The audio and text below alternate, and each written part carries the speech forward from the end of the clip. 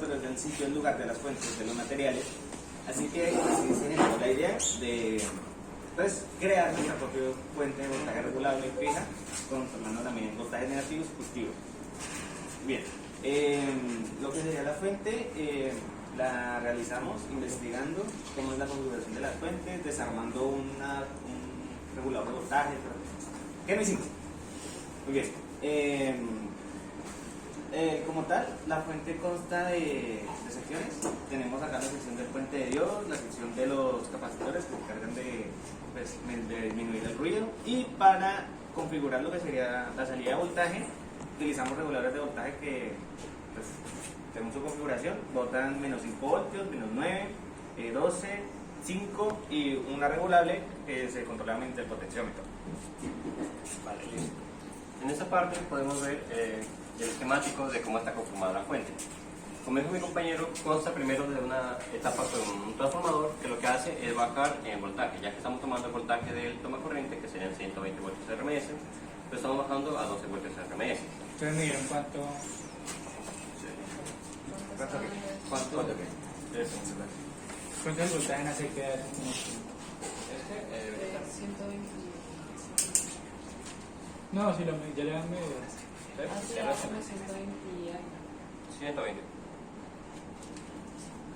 120 voltios. Entonces, con esos 120 voltios lo que hace el transformador es bajar a 12 voltios RMS, o mejor dicho, para nosotros nos importa ese voltaje de pico, que serían 17 voltios. Ya que al utilizar los capacitores, que es una etapa de filtrado, él va a tomar el valor pico máximo para estar cargando y descargando los capacitores. En este caso, se puede alcanzar un voltaje máximo de 17 voltios. También el transformador tiene un tap central, el cual divide en uno de los cables a positivos y otros a negativos, dándonos esto como tal la parte de voltajes positivos y la otra voltajes negativos. Después del pasado de filtrado, venimos a la fase de regulación. Entre ellos utilizamos 5 reguladores, específicamente más que todo por los proyectos de electrónica que podemos usar, ya que mayormente se utilizan por 5 voltios, o 9 voltios, o 12 voltios. Y hay unas pocas veces que necesitamos voltajes regulables. Entre esto, pues, buscando cosas económicas, pero a la vez eficientes, encontramos dos clases de reguladores que son bastante utilizados, que son el LM78, la serie 78, para los positivos, y la serie 79 para los negativos. A su vez, para la regulable, estamos utilizando un LM317 junto con un potenciómetro, el cual está conectado a un divisor de voltaje con una resistencia de 220. Al variar el potenciómetro, va a variar el voltaje de salida. Ahora, como pueden ver, tenemos conectado un Arduino y pues demasiados cables que están sobresaliendo de la fuente. Muy bien, lo que hicimos de interfaz gráfica, pues necesitamos saber si realmente estaban botando el voltaje que especificamos en la fuente. Entonces, lo que hicimos fue crear nuestros propios sensores de voltaje para el Arduino. Entonces, el Arduino no puede leer más de 5 voltios, si pase de ahí, pues, por ejemplo.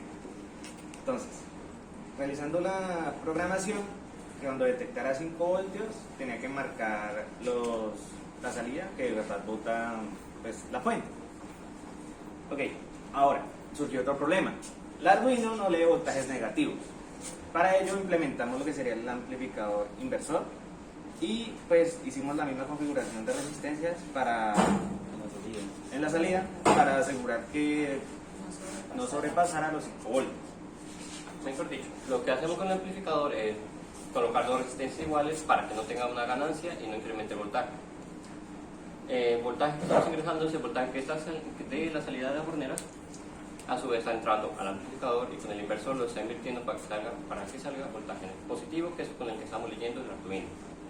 Y pues de esa manera más o menos nos podemos asegurar de que, digamos, no vaya a afectar en nada la salida, como decíamos que teníamos voltajes negativos, que sí estén fijos de que vayan a salir positivos y no vaya a dañar el Arduino. Además de eso, pues como teníamos algunas limitaciones, teníamos como segunda opción, otro segundo boceto, disminuir el circuito, el cual pues no contenía algunos reguladores negativos. ¿Por qué dijimos que si no podríamos, no sé, algunos conseguir los amplificadores, entonces eso podría presentarnos un problema. Pero igualmente quisimos arriesgarnos y construir pues, con ayuda de los amplificadores, pues ya teníamos en cuenta la teoría y algunas aplicaciones, entonces por eso fue de gran ayuda pues tener esa teoría clara para que nos ayudara sí, a tener nuestras fuentes negativas y positivas. A su vez, al conectar los sensores nos surgió un problema, el cual es que al conectar los sensores a los pines analógicos, que es con el que se debe leer los voltajes, se están retroalimentando el Arduino, por lo que a veces algunos de los sensores que ahorita están sueltos, lo que hacen es mandar el voltaje al Arduino para alimentarlo y hace que el computador se empiece a reiniciar por cuestiones de seguridad. En este caso tenemos solamente dos sensores conectados en este momento, el cual es el voltaje regulable y el de 12 voltios fijo. Aquí se puede ver un poco la interfaz gráfica, una aplicación bastante sencilla, el cual consta de dos botones, uno de conectar y otro de desconectar, dos menús desplegables de listas, el cual uno es para ver todos los puertos que tiene habilitados en este momento y el otro para la velocidad con la que les va a mandar los datos para el módulo Bluetooth. En la parte superior, principalmente se había pensado utilizar los 5 sensores, pero no, por lo que le había contado, por el inconveniente, no solo en este momento estamos utilizando 2, el cual es el primero y el segundo que puede ver acá. Al variar el voltaje del potenciómetro va variando en el primero. Y pues para comparar, pues podemos medir el voltaje de salida que entonces, el multímetro nos marca 15 y en la aplicación nos muestra 16 voltios. lógicamente hay un margen de sí, error. hay otro Margen de margen de error. error. Un margen de error debido a que no son sensores como tal creados, sino que son caseros, pero nosotros lo hicimos.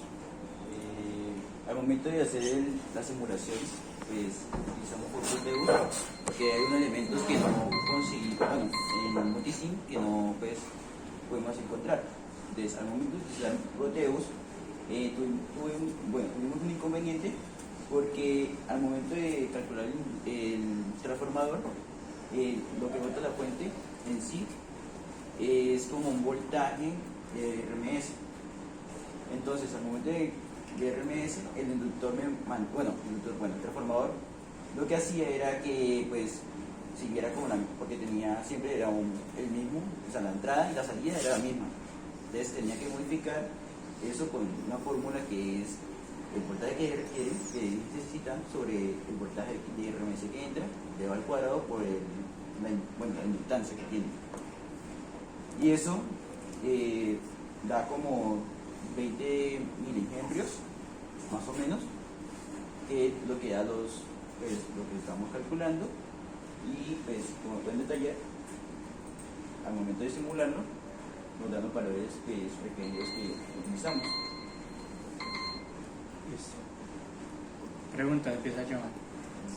Tengo una pregunta. Ustedes dijeron de que el Arduino recibía valores negativos y que entonces le pasan a positivos. ¿Cómo hacen para registrar que esos valores positivos son negativos? ¿Cómo hacen? Con el inversor. Sí, o sea, para eso, como había mencionado anteriormente, colocamos un No, amplificador. me refiero, sí, envían la señal, pero por ejemplo, ahí cómo hacen para registrar. Se registran los voltajes positivos, sin embargo, como nosotros sabemos en qué pines están conectados, nosotros al llegar a la aplicación, nosotros los invertimos multiplicándolo por -1. Aquí podemos ok. ver que están separados. Aquí en la parte de arriba están los positivos, en la parte de abajo, con morado, están los negativos. ¿Nota? Sí, la sigo pensando. De pronto habría una solución para el problema que tienen al conectar los 5 pines que se les apaga el computador. ¿Ustedes qué solución implementarían? Por ejemplo, no sé si puedan aplicar 2 Arduinos y poner 2 acá o otra solución por el estilo. En esa parte, sí se podría hacer, sin embargo, para conectar los Arduinos se necesitaría hacer una conexión IC, no me acuerdo cómo se llamaba en este momento, el cual es interconectar varios Arduinos. Pero a su vez, no sabemos en precisos momentos si afectaría en algo en la conexión con el módulo Bluetooth. Ahí pues podríamos, para eso mismo, en vez de usar 2, podríamos usar una Jumbo o una Mega. Y pues creería que para corregir ese error también se podría disminuir más el voltaje, pero entonces escalar, pero pues sería menos precisa. Mientras menos voltaje de los 5 voltios, que es lo máximo que puede el Arduino, más sensible se va a volver y menos preciso va a ser. Igualmente pues también influye como la parte económica, ¿no? Porque pues siempre el proyecto requiere harto dinero, entonces pues ya como dice él, pues eso podría ser como una mejora a futuro, el cual sí podemos tener como en cuenta esa puntualidad que nos hace. Hablando desde el punto de vista de los sensores, ustedes hablando del punto de vista para dividir los voltajes negativos y positivos, ¿ustedes cómo hicieron esa sección? Bueno, listo. Como dije anteriormente, el Arduino solamente puede leer 5 voltios, máximo 5 voltios. Entonces, pues como hay valores más altos, entonces nos toca utilizar un divisor de voltaje, una resistencia. Esa resistencia, mejor dicho, para calcular esa resistencia dejamos una resistencia fija y la otra, despejando las fórmulas del divisor de voltaje, se encontró la segunda resistencia. Sí. Entonces ahí ya salen, después del divisor de voltaje tienen un voltaje positivo y un voltaje negativo en cada entrada. Sí. Y ahí van a los sensores y inversor, lo invierten y lo leen. Exactamente. Otra cosa, ¿Cuánto voltaje como máximo puede ser reflejado? Ya, eso lo dije. Sí. Preguntas que no están implícitas dentro de la entonces presentación. como para qué sirven los... Yo tengo otra. ¿Por qué tantos capacitores? Sí. Es- Ahí va la cosa. Primero, en esta parte se podría utilizar 2 capacitores.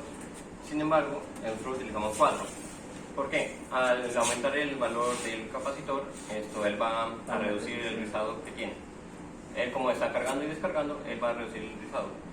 Sin embargo, como él cuando entra en frecuencias, él empieza a tener una reactancia. Entonces, pues al colocar 2 capacitores en paralelo, esa reactancia va a disminuir. Sin embargo, toma en cuenta que estamos haciendo negativo y positivo, por lo que toca colocar un capacitor para la parte negativa y un capacitor para la parte positiva. Y aquí como podemos ver, tenemos la señal de entrada, la señal de fuente de Dios y la señal de los capacitores. Cada vez vemos que pues, tienen un poco más. ¿Acá? Otra pregunta. Vamos a preguntar de lo que vean por encima. ¿Y si se utilizan más capacitores de valores más pequeños? ¿Qué pasaría?